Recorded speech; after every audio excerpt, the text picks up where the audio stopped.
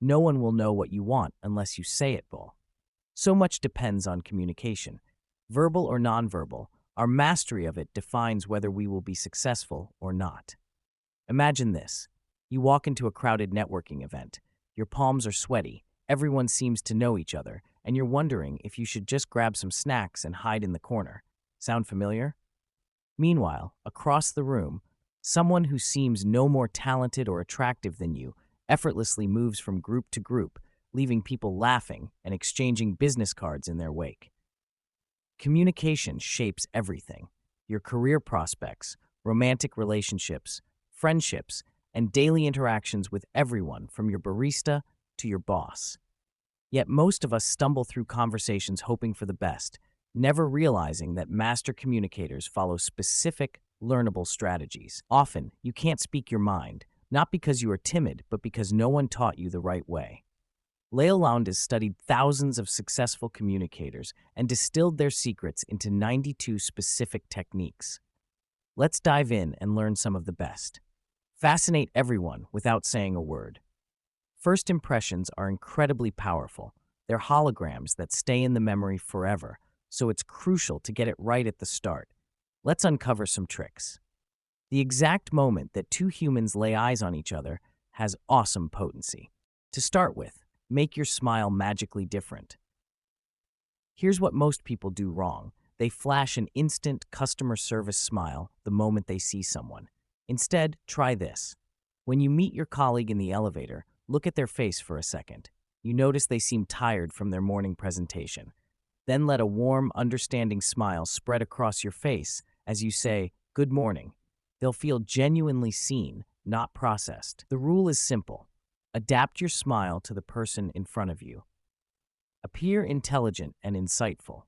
When talking to someone, imagine your eyes are gently drawn to theirs like magnets. If you need to look away, do it slowly and reluctantly, as if you're genuinely interested in what they're saying.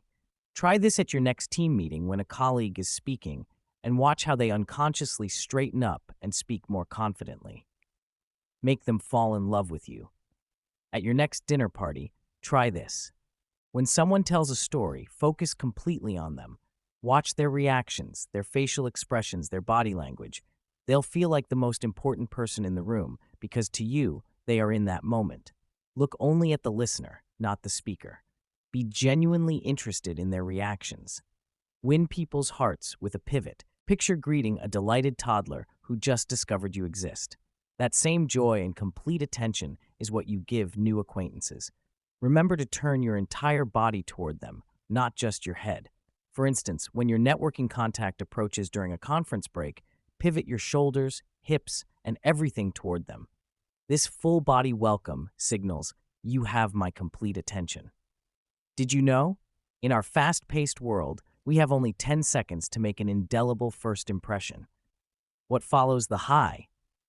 There are different people you might want to start a conversation with. Some people enjoy small talk, others despise it. The difference between forgettable chatter and memorable conversation isn't the topic, it's your approach, and there's more than one way to make it memorable. Make a mood match.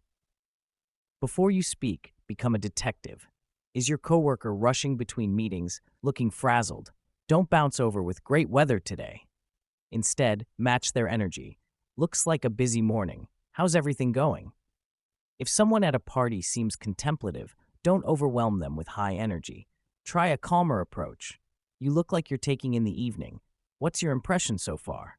To practice, read one person's mood each day before deciding how to approach them. Watch your body language. Your first words don't matter as much as your actions, demeanor, mood, and delivery.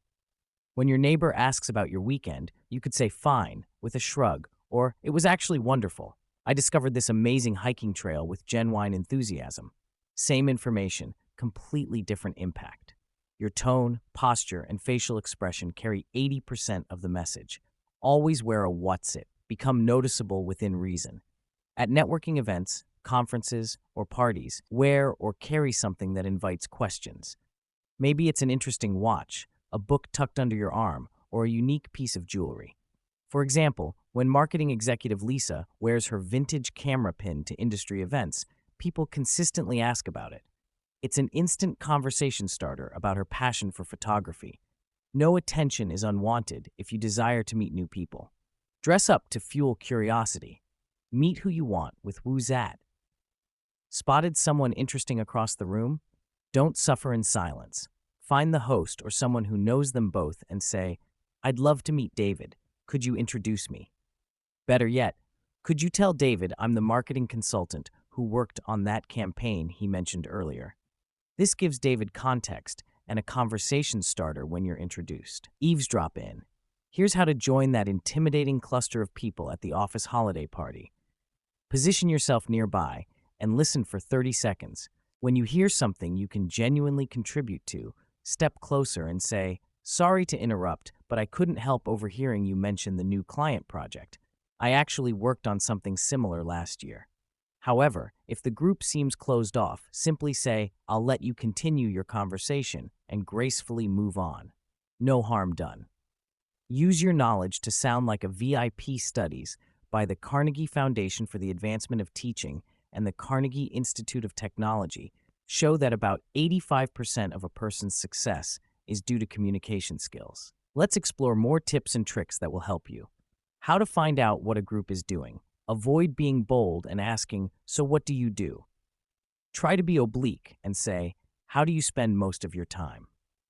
The first is a direct statement that you're an outsider to the group, whereas the second implies that you already know the basics and now want the specifics. Have a good response to "What do you do?" with a nutshell resume. Smart executives customize their resumes for each job, but you can customize your introduction to each person. To a fellow marketer, "I help companies tell their stories better. I actually got into marketing because I love figuring out what makes people tick." To a tech entrepreneur, "I develop data-driven marketing strategies that typically increase client conversion rates by 30 to 40%. Same job, different angle based on what resonates with our audience." Whenever asked, tell the other person about yourself in a unique way. Sound more brilliant than you are. Replace conversation killers with conversation enhancers. Instead of "That's a good idea," try "That's a compelling approach," or "That's innovative thinking." Replace "pretty cool" with "fascinating" or "remarkable." The goal isn't to sound pretentious, it's to match the energy of your thoughts with more precise language. Get insider information to fit into the crowd. You might often find yourself surrounded by people in different professions using their work slang at a party. Naturally, you remain silent because some terms or phrases make no sense. However, Lowndes insists that you don't have to keep quiet in situations like this. Expand your mind first. Each month, dive into something completely new. Attend a wine tasting, volunteer at a food bank, take a coding workshop, or join a book club. You're not becoming an expert, you're collecting conversation currency. When you meet a sommelier at a networking event, you can genuinely say, "I just attended my first wine tasting last month. I was amazed how much the glass shape affected the taste." Instant connection through shared experience. Sound like you know about their hobby or job. Gobbledygook is the terminology of a profession that will sound like gibberish to other people. But it's important to learn it because it makes you sound like an insider. Quick learning strategy. Ask an industry insider. What are the 3 biggest challenges in your field right now? This reveals both terminology and hot-button issues. Keep up with the updates. Before meeting marketing professionals, learn that iOS privacy updates are crushing Facebook ad performance. Before talking to teachers, know that student mental health post-pandemic is a major concern. Drop these topics naturally. How is your company adapting to the new iOS privacy changes? Shows you understand their world. Approach professionals from a different angle. Find out which burning topics are likely to push their buttons. Secretly learn about their lives. Is the person you want to meet keen on sports? Or are you going to a gathering of Zen Buddhists, accountants, or anyone similar? Subscribe to a couple of magazines to get insider information from articles or headlines. When you're from different countries. Finally, before going to a foreign country, look up the do's and don'ts of that culture. Make sure that your compliments, gifts, or gestures are appropriate. How to signal your likeness. Unlike birds or animals that stick only to their kind, humans love to mingle. We choose others based on how comfortable we are around them and whether they like us back. So, how can you do it successfully? We take the most liking to the people who share our values. Make them feel you are of the same class. Observe how others move and gesture respectfully. Do they look classy or unsure? Do they move fast or slow? As you do, pretend you're watching a dance class instructor explain the moves. Watch their movement style and then try to tune in. But always remember to balance. Ask yourself, am I adjusting to show respect for their style, or am I being inauthentic? The first builds bridges, and the second feels manipulative. Make them feel that you are like family. Use their words, not yours. Listen carefully to their word choice. What adjectives, nouns, and verbs do they use? Pick some of them and incorporate them into your speech. Hearing these words, they will feel like you know and understand them, that you share the same attitudes and values. So if someone describes their project as challenging, use challenging instead of difficult when discussing it later. If they say something was fantastic, respond with, that does sound fantastic, rather than great. They'll subconsciously feel more understood and connected. Learn to empathize. To say that you agree, do you use yeah, or the like? While that shows you agree, it doesn't make your conversation partner want to share more with you. Instead of say phrases like, I see what VU mean, or that's a wonderful thing to say. Such words encourage them to continue the conversation. How to praise but not flatter. Let's talk about praise. Studies have shown that compliments from a new person have a more powerful impact than from someone you already know. But how can you compliment correctly without flattering and going too far? You can kill your entire relationship with one mishandled compliment, so choose wisely. Learn to compliment anyone. Imagine hearing someone compliment you to someone else behind your back.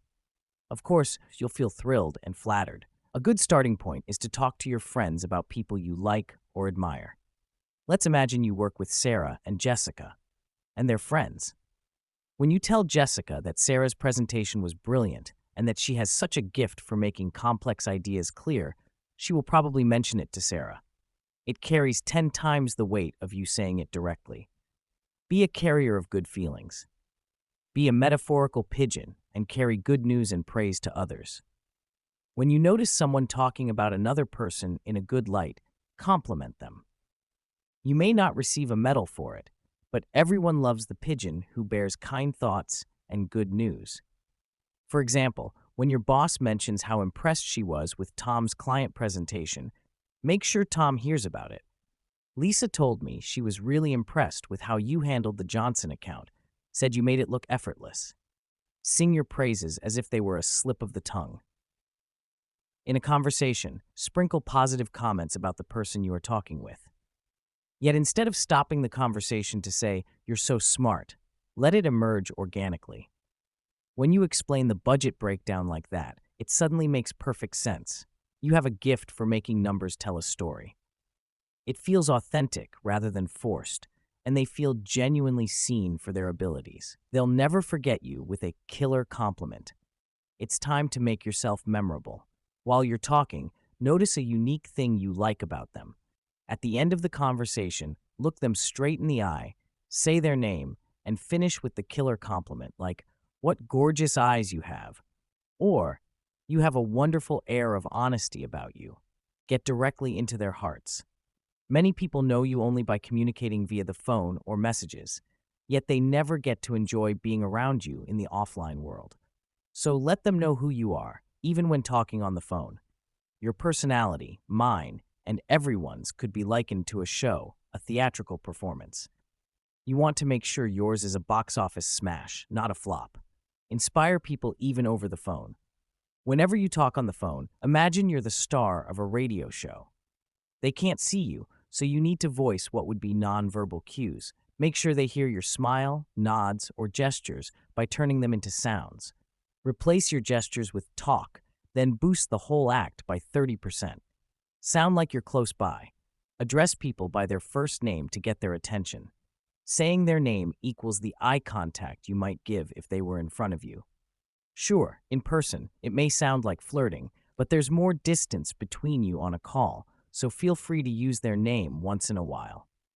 People engage in conversation more when you say their name. Make them happy that they called you Chris. You should always be professional during work calls, but you can still show warmth. When you find out who you're speaking with, break into a smile that floods your face and shows in your voice. The listener will feel that you're especially happy to hear them. You can also breathe out gently as you break into a smile. Even for business calls, you can convey, "I was just thinking about our project." Perfect timing. This makes people feel valued rather than just another item on your to-do list. Sneak past the gatekeeper. If your employees screen your incoming calls, tell them to greet the caller joyfully and ask for their name. When they identify themselves, have your employee repeat their name before putting the caller through to you. That way, if your secretary informs them that you're unavailable, they won't take it to heart or feel screened. Train your assistant to say, "Good morning, this is Jennifer from David's office. May I ask who's calling so I can let him know you're on the line? If you're unavailable, David is in a client meeting until 3 p.m. Would you like me to have him call you back today, or would scheduling a specific time work better?" It feels helpful, not dismissive. You don't have to be a politician to work a party. Before going to a party, study the list of invited people. Smart politicians and VIPs arrive a little earlier to get their business done with their people of interest. If you want to be among them, get there ahead of time. Avoid the common party blooper. Experienced politicians and negotiators know that if you want to have a good conversation, you should never eat at a party. You have to choose between eating or mingling and never do both. Professional tip: if you must eat, grab something small during a natural break in conversations, then return to networking mode. When attending a party, clear your priorities. Zone in on what you want to achieve. Make an unforgettable entrance. When you arrive at a gathering, make a dramatic stop at the doorway and slowly study the situation, darting your eyes back and forth. Your purpose is not to show off, but to survey what is already happening so that you know where and how to fit in. Look for familiar faces or locate the people you'd like to meet. Meet the people you really want to meet. You can be proactive and the one who chooses. Find the person you like in the room and don't wait for others to approach you. Make the first step, and maybe you'll meet the love of your life, your best friend, or a long-term business partner. You can also prepare 2 to 3 opening questions before events. How do you know the host? What brings you to this event? What's your take on relevant industry topic? Having these ready reduces anxiety and makes approaching people feel more natural. Conclusion: understanding human nature and common habits makes it easier to develop communication skills and improve relationships. By using the techniques we've discussed, you'll gain the confidence you need to make friends, attract the people you want in your life, and find reliable business partners. Remember, no one is born with a perfect set of communication techniques. We learn these things as we grow, developing and enhancing them over time. Some people may seem more confident because they know how to approach others. Yet most of the time, charisma has nothing to do with it. Try this. Before jumping into a conversation, assess the other person's mood. Listen to their voice carefully to sense their emotional state of mind. Do they sound worried, angry, or perfectly fine? Then, take a look at their facial expressions. Do they support the idea you got from voice sampling? Finally, match their mood to their tone of voice before starting to talk.